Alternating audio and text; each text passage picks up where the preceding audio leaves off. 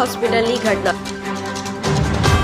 Covid બિલ્ડિંગની સામે ઝાડ પર લટકીને 26 વર્ષીય પૂજા કુશવાહા નામની યુવતીનો આપઘાત। હજીરા વિસ્તારમાં પરિવાર સાથે રહેતી 26 વર્ષીય યુવતી ડિલિવરીને લઈને હોસ્પિટલમાં આવી હતી। અચાનક જ યુવતી હોસ્પિટલમાંથી ગુમ થઈ ગઈ હતી, જેથી પરિવાર શોધખોળ કરી રહ્યો હતો। આજે સવારે યુવતી ઝાડ પર લટકતી મળી આવી। ઘટના અંગેની જાણ થતાં પોલીસ પણ દોડી આવી।